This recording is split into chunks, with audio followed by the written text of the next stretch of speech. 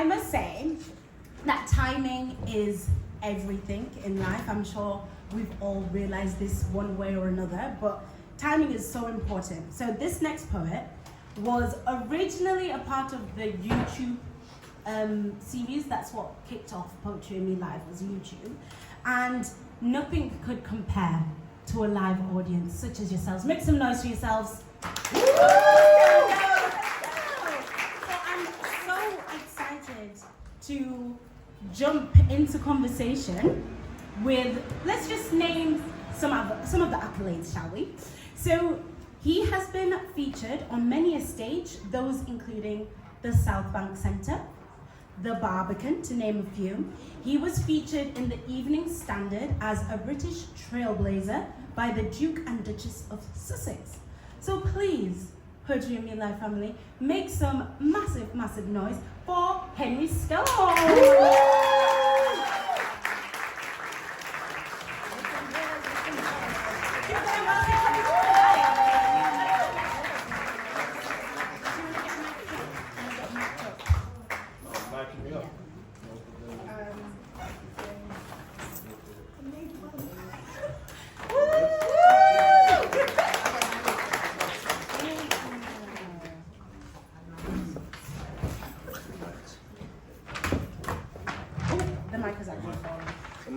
It's actually falling, yes. Oh no. It's right just side there. of the floor. Right side. Right side. My right or your Yeah, right? right. Okay. No problem, no problem. And it's just another piece down there underneath the chair on the front. What a way to start the day, innit? It's okay. This is life. This is what happens in life, right? This is showbiz. This is it. This is it. Is this working? Yeah. Hey, you lot hear me at the back? Yeah. So we might not need this then. No, Or that's you for recording? you. Oh right, of course. Maybe use the clip. Oh yeah. Cool. Perfect. Amazing. Yes, let's whoop again. Let's make him whoop.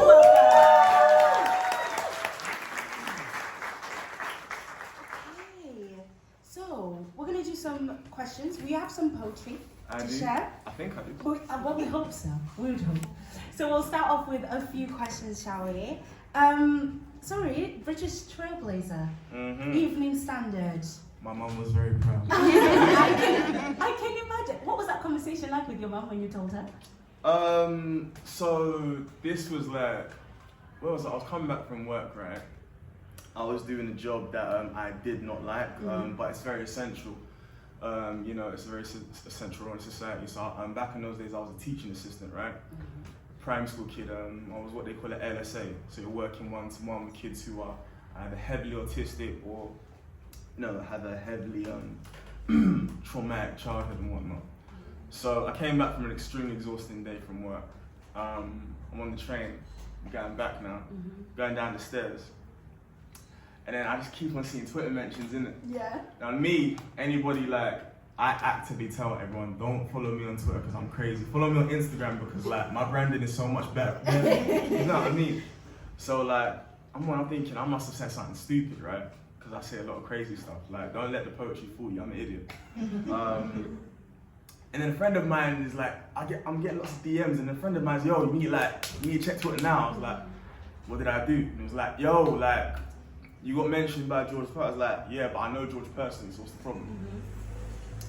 And then I go on, and then I click on this article, and it was an article by Prince Harry and Meghan Markle, right?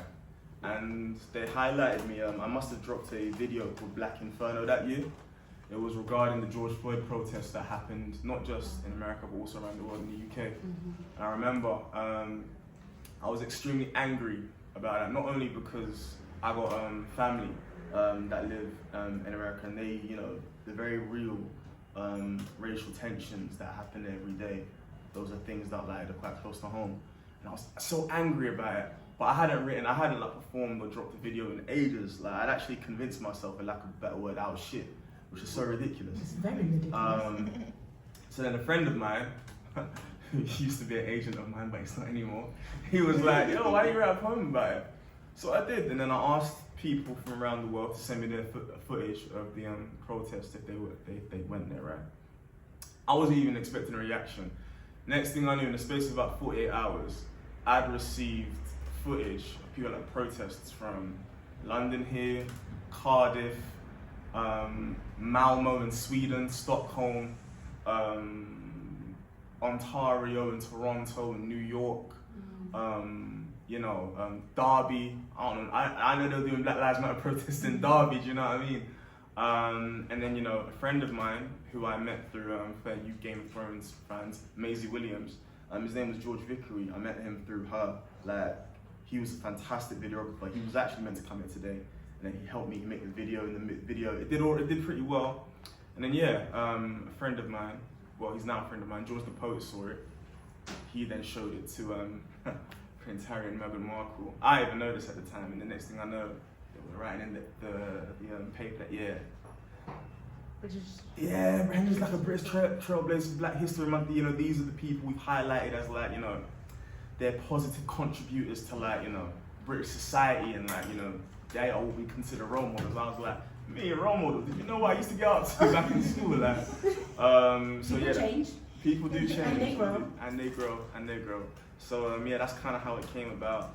And I was coming off the train. I see that, and man, I think I had a couple glasses of wine that night. You know what I mean? Cheers to that. That's amazing. Like, I feel like there's so much to touch on. The fact that you were inspired by, of course, something that affected a lot of us in the room, the George Floyd murder. But the fact that you kind of had that fire to put something out there, and also to kind of make it a bit of a collective effort. Yeah. And I'm really happy that people from up north, I'm from up north, you see. From Leeds. Okay, wow. From Leeds, I dated a girl from Leeds. Oh, really? Yeah. I've been to the city. I like the city. Leeds is lovely. Highly recommend Leeds, everyone. But yes, and there were actually Black Lives Matter protests in Leeds. But I feel like that kind of shows the power of poetry. And thank you so much. Congratulations, of course, for the accolades of British Trailblazer. But congratulations for having the tenacity to put, because it's draining, no? Seeing all of the protests everywhere. Of course, seeing the video of what happened is draining, but also kind of being touched on everybody else's emotions. Was that a little bit of a draining situation for you? How did that make you feel? You know what? I wouldn't say it was draining. I'd say it was more like, in fact, calling it fuel would be incorrect as well, because I'll give you an example. You see when, let's say, whatever, if you're in a romantic relationship or a business relationship, or even with your friends, it normally happens with friends, right? Mm-hmm. You know when you're having an argument with a friend, and then they bring up something from way back when that they've clearly been wanting to say, but they've waited until you lot have had an argument to now say that stuff that's clearly been there, and it's like you're only now saying this now because I don't know, you want some sort of what we call in the community a lick back, do you know what I mean?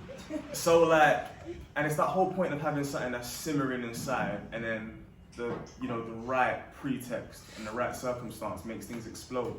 Do you know what I mean? And that was kind of what it was for me in regards to what happened in 2020. Like all of these conversations regarding race, not just the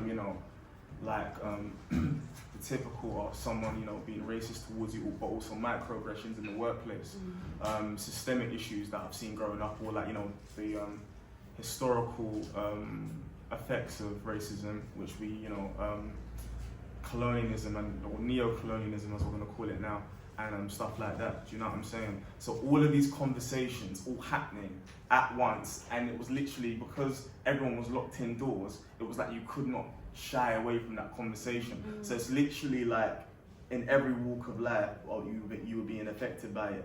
Like they were, people were re-examining, race in sports. People were re-examining race in terms of even very old architecture. Like for example, because a lot of the buildings, especially buildings that are over 100 or 200 years old in the UK, such as especially university buildings that were built from marble and so forth and X, Y, Z, things such as that, and that legacy of racism and whatnot. It literally it's almost like everything that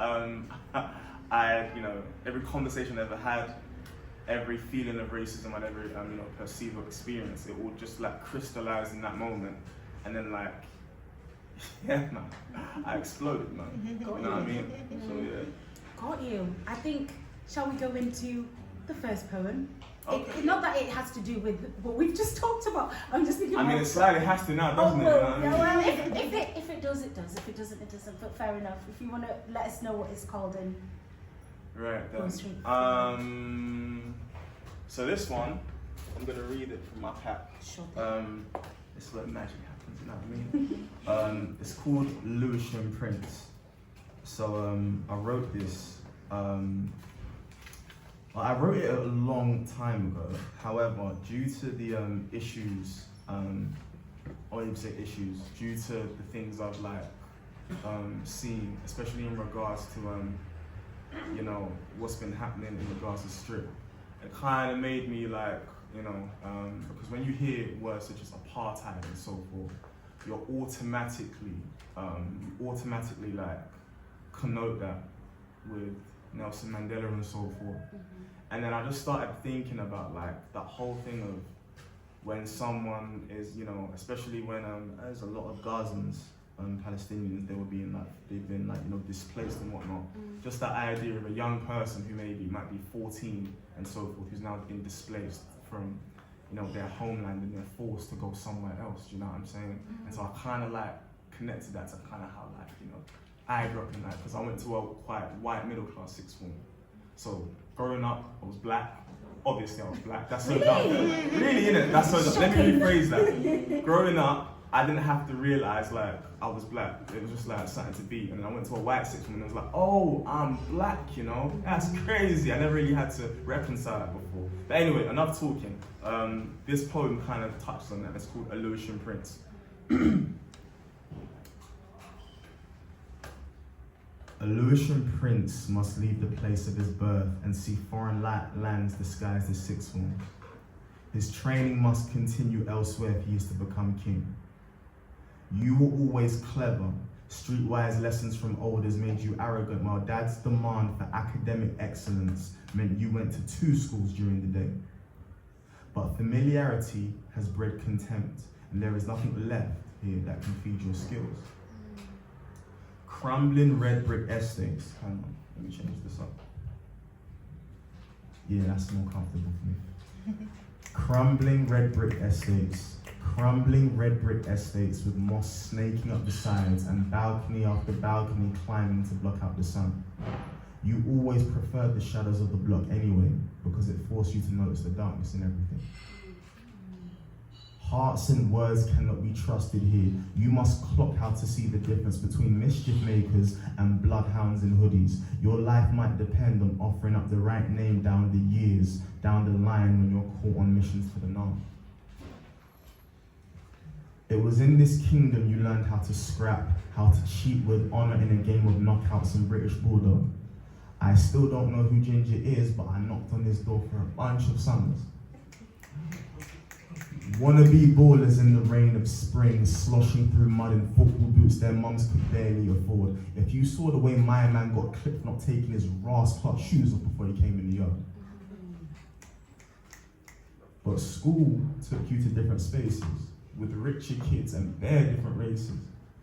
The man them stand proud and wave goodbye as you board a 356 bus stop, to where there are no estates or chicken shops that sell 3 wings and chips for £1. But in her foreign land, your royal title is as useless as the degree your father brought from Ghana in 1992. Just like him, you must rebuild from scratch. You naive fool, you come to the border believing your wit will overcome these obstacles. That's what you've done your entire life. The refugee has been granted asylum and now must learn their language in order to survive and adapt. The natives wonder why your twang is so urban. They don't know why mum tells you to clean the house on Saturday morning, because they get a cleaner to do that. The first thing you notice is always the smell.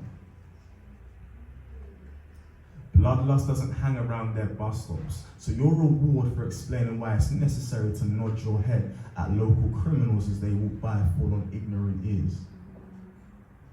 Morley's was traded for Toby Carberry.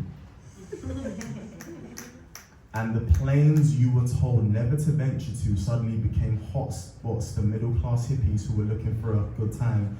Maybe the Bussy building is the future after all.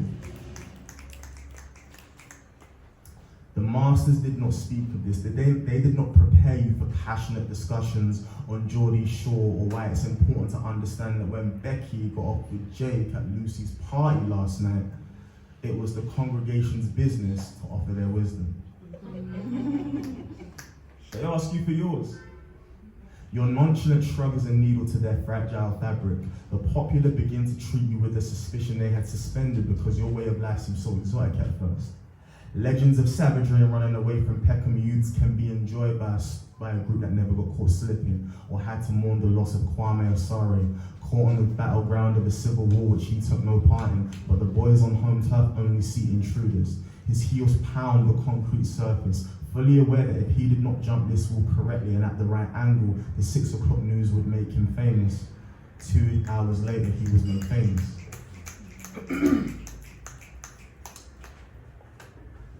Dangerous stories can be enjoyed when they have no consequences. They will forget your mournful ode because they are allowed to. This drives you crazy, and this resentment has seeped into your cells. This cancer has now spread to all parts of the body. This bitterness is now terminal. The man you were supposed to become has now died and is replaced by a boy who wants to scream and shout abuse at people who can't understand his anguish. When he sleeps, he is reminded he's only here to learn, that his heart was fractured along the way. He thought he was ready to leave home, but his kingdom will always wait for him. Maybe this time he will finally learn that leadership means what you can offer the community and not just what it has offered to you. Thank you.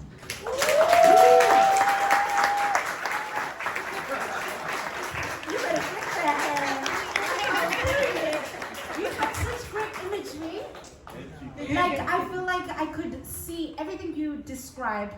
And I love when poets do that because I'm such a visual based person within my mind.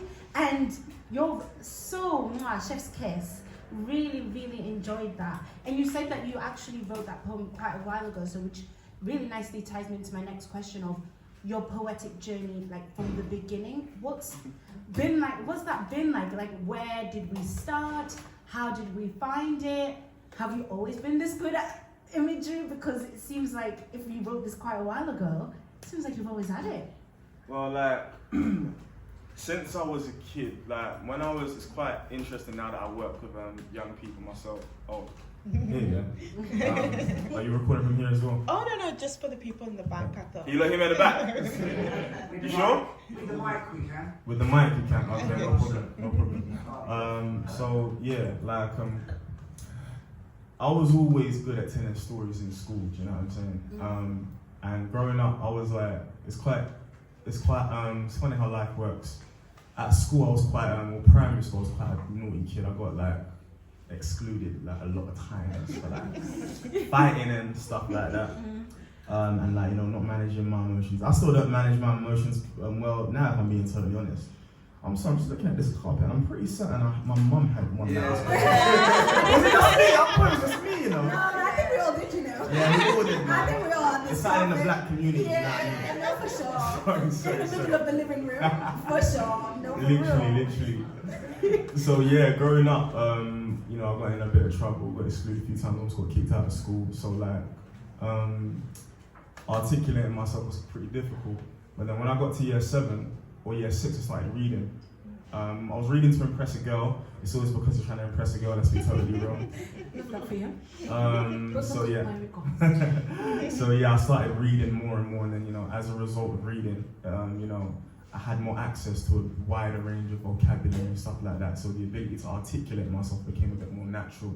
And then, you know, I started reading, and naturally, you start thinking, well, I'm gonna have a go at creating my own stories. So English and like there was just something about the English language, how like it can be bent and manipulated, that like made sense to me. And then obviously, like, you know, as I got a bit older, I started, you know, I discovered Eminem, and like, you know, like he was growing up, he was my favorite rapper due to his ability to storytell. like his ability to like, you know, really talk about like the deepest recesses of his mind, and talk about, you know, growing up broke and depressed and suicidal, and really talking about things that were almost, I mean, he was kind of crazy, but when he wasn't being crazy, talking about things like that, and that definitely affected my, you know, it had quite a serious impact on me. And then, you know, when I went to university, I discovered George the poet, and people like that. I discovered a lot of people that I'm friends with now, which is kind of cool. Love that. And then, yeah, I started writing my own. First year, the poetry wasn't very good. I kept it in my room, and then second year, I was like, nah, like, It's a vibe. I'm as good as these niggas, man. Like, you know what I mean? So then, yeah, I started doing like the open mic circuit, you know, running around Shoreditch hoping someone would give me 2 minutes of their time. And then I started getting invited to universities to like speak and whatnot, and then like it started like really increasing my self-esteem and confidence on the creative side, and you know, using it as an outlet for my emotions and I'm frustrated and so forth. That was another thing. So yeah, I've kind of been going on since, but I'd say the biggest change for me in my stylistic approach to spoken word poetry is I focus a bit more on short form now. So like, you see what you spoke about imagery, I kind of shied away from that. Going through like my early 20s. I focused a bit more on the lyrical aspects, which I'm going to do in a second. But yeah, I went back to school. I was part of the Barbican Young Poets program. Congratulations. And that kind of brought me back into there's different ways to like use like storytelling and poetry, and so yeah, that's kind of where I'm at right now. You know what I mean? Perfect. And I feel like that actually takes me nicely into my next question. You were featured in the Royal Albert Hall film, The Whole Awakens. Oh yeah. And there's, first of all, congratulations. Thank you. We like to give people flowers. Like, it's so important. And I feel like one time, I feel like you are very humble with it, as in like you might not know how, I think you know you're good, but you don't know how good you actually are in that. Maybe you do know, but I'm here to remind you and give you the flowers that you deserve whilst you're still here to smell them.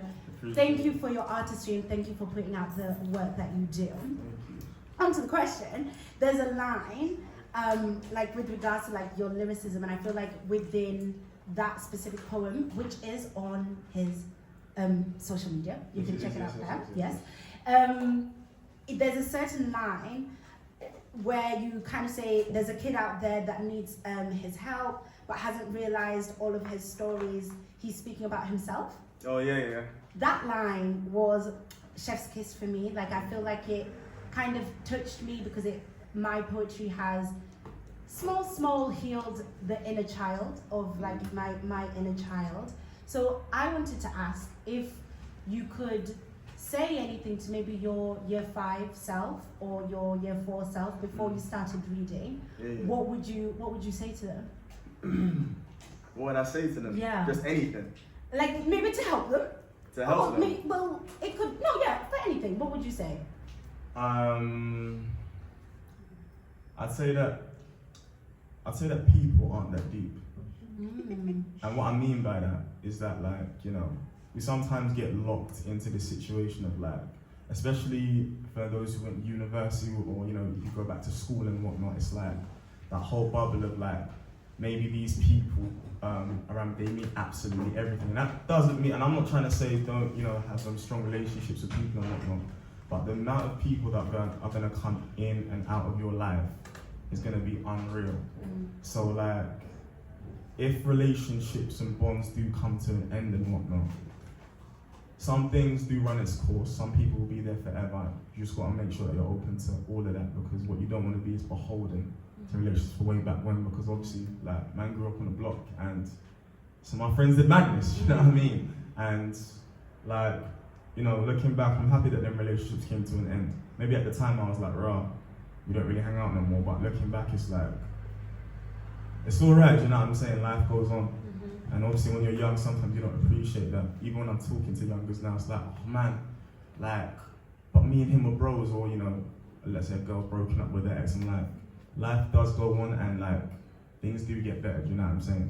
Or they're supposed to anyway. We hope so. I feel like that isn't even just for younger self. I feel like all of us in the room Yeah. at various ages. I feel like there's a variety of ages in the room. Could even take that, so very much thank you for that.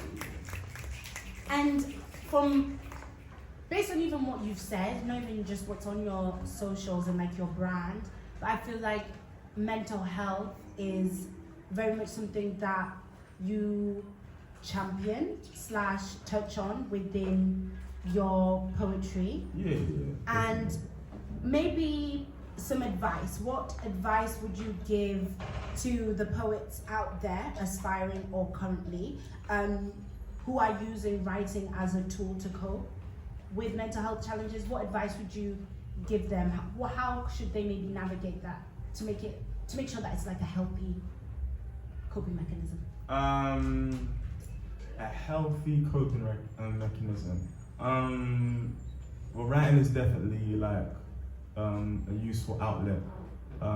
You know, I'm always a bit practical when it comes to this. I always say, go and find a bloody therapist. However, in terms of writing, it's like, because what writing does is that, like the actual process of it is that it's almost streamlines your thoughts. So the more you write, it's almost like a first draft, a second draft, and a third draft. It's like you're actually figuring out your opinion on something, but it's actually getting streamlined more and more and more and more. And that's a way for you. That's a way for me. That's the way that I found clarity in my life. You know what I mean? And I definitely feel as though writing for any budding writer who writes in their room an XYZ or has written a lyric or anything like that, always remember that like writing helps you with clarity. Do you know what I'm saying? And like the more you do that, the more clarity you find. Clarity, especially in a world where everyone is overstimulated, that shit's precious, man. You know what I mean? Finger snaps. That's a gem. That's a gem. That's a gem. Thank you so much, sir. Shall we hop into the last poem before we jump into the last question? No problemo. What am I gonna do? Okay, I'm gonna do this one. Right. This one is called Cycle of Damage. Ain't done it in a few months, so you know, you guys don't know what's gonna happen next. That's funny because neither do I. But yeah. You're one of the coldest of guys, and there's nothing stronger than the boldness and pride, but you keep on thinking about that girl who never let you take her home tonight. She left you in wonder, but eventually you got that number, and it usually starts off well. You never found it hard to gel. Using all your zealous and charm to get her in your arms, and like the rest of your exes, she was putty in your palms. But you're not in this for the settle down. All you do is get around. She was supposed to be another throwaway. She was supposed to be another throwaway, but when the deed was done, you couldn't go away. This one had a mysterious past and superior class. Wasn't trying to leave your pockets thin, but there's something about loyal girls with chocolate skin. But a connection isn't what you're here to build. What build is in factory? Why would you go to the factory for when you want something sweet from the candy store? I like the taste of this one. Hand me more. 6 months in, it's no longer a loving. You realize you're not a one-woman guy. That's something you can't deny, but it gets to you when she starts to cry.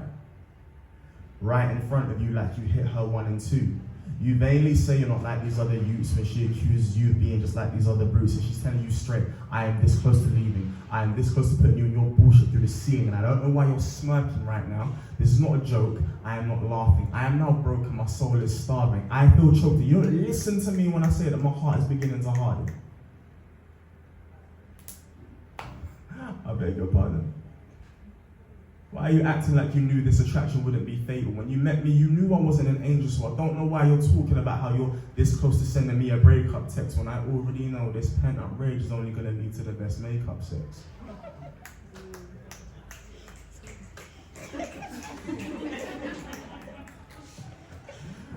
You know what you're doing to her is a par, but all is forgotten when you unhook her bra. Desire takes over and her train of thought is, do you want to come in? Oh, absolutely, come in. Guys just waiting as I was like, do you want to come inside? I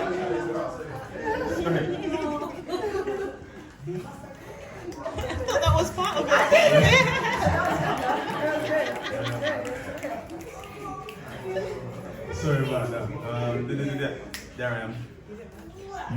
you're doing to her is a part. But all is forgotten when you unhook her bra. Desire takes over and her train of thought isn't thought out. She wants to be furious, but she's just worn out. She's too tired to get up and walk out, and that's fine by you, because you used to play the field like that. But she can't stay angry at you because she's just not built like that. So you start to kiss her neck, you lead her back to bed, and just before you slide it hard and deep in between her legs, you whisper to the side of her face, and you say the words, "I'm gonna change." And she remembers the pain and wants to fight back, but forgets the strain when she starts to climax. And you feel like the man when she's moaning and groaning and coming to. But this pretense of love is the cloak that covers you. But the penny's dropped, hasn't it? Suddenly you can no longer handle it. She got up for work early again, and you're alone in the flat and you start to hurt again. You know that you put her through hell, but when you tried to get up and leave yourself, you realized you were attached to her as well. No lie, that's what some of us call a soul tie. And now you're looking in the mirror, saying your regrets and praying for respect and pain for neglect. And these are the thoughts that are parading in your head. This is the woman you're failing to protect. And now you can't walk with the stride of a winner because there's no mask in the life of the sinner. But the treasure of repentance is around the corner, but then your ego persuades. Your actions aren't on a crown. What I'm doing is fine. Who has a right to tell me that I am crossing the line? It's always occurred to me, this is what you do when you're young and you're fresh and you go to university. I want the girl in the poster with the promotional features. You want the girl in the poster with the promotional features. You want the girl in the poster with promotional features. She left. You get defensive when the boys ask you why. You get pensive and far more reflective when you comprehend beauty passed you by, and now you question what class of guy you belong to, since being grown and serious is something you can't combine. You can still go to the pub and go to the club and get who you want. Being charming is an area where you've never needed help. But you didn't learn from last time. And so the cycle of damage repeats itself. Ladies and gentlemen, thank you.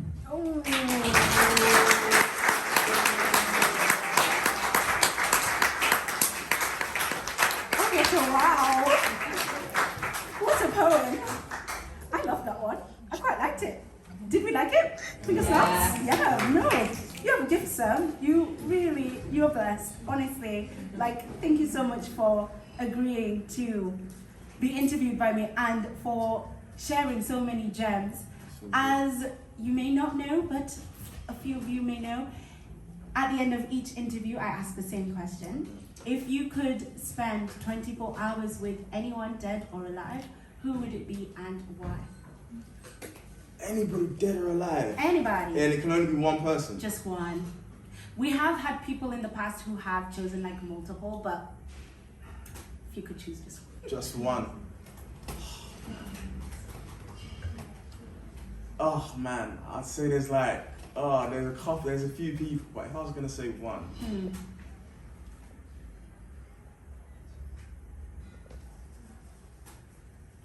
You know what, actually, I want to go for someone controversial. Okay. There's one person I could spend, 24 hours with? 24. 24 hours with, yeah. Well, due to what's currently going on in the country, I would like to actually spend 24 hours with Tommy Robinson. Interesting. Yeah. And why? So, We've never literally, had that. since I've known about this man for since I was a teenager, right? And I didn't really understand what his issue was. Because obviously we all know who Tommy Robinson is, right? His real name is Stephen, weirdo. And this constant weaponization of, because what he's doing is that, alright, quick political lesson, right? This whole nonsense of stop the boats, right? George, the poet, speaks about it quite a lot. It's a very politicized issue. What they've really done is that, because obviously there are, I don't even like using this word, legitimate concerns around immigration. However, what the what the right have done is that, so you see with Stop the Boats, and they said a lot of them come from France, right? Or the, what's it called, it begins with C. The channel, the French channel. Yeah. French channel, sorry. The craziest thing is that years and years ago, and the French government have done this a lot, they have repeatedly told the British, you have a, boats problem, and obviously, because they have a lot of illegal gangs which operate in that specific area, the French have said, we will create an immigration centre where those who are seeking a better life, they go through an immigration centre, and then we can send them, in a plane or whatever to the UK, and we will pay for it. You don't have to do nothing. If it was going to cost about £4 million a year, so barely, barely anything Compared to the Rwandan one. Do you know what I mean? But the thing is, the British have repeatedly told them no, because if you now quote mark, make these illegal immigrants legal, now you can't use the whole illegal immigrant propaganda as a weapon in Parliament. Do you know what I'm saying? Or a weapon when you're campaigning. And so when I see people like Tommy Robinson, these innocent people who have come from, like, my friend was like at a shelter one time, I think he was in Greece, and then like a refugee showed him like a letter that he got sent by the Taliban saying, we are going to kill your daughter in XYZ if you don't stop doing this, that, and the third, right? And these are the people that, like, Tommy Robinson is stoking so many flames of hatred against, people who are genuinely like looking for, people from the global south who are looking for a better life in, the global west. Do you know what I mean?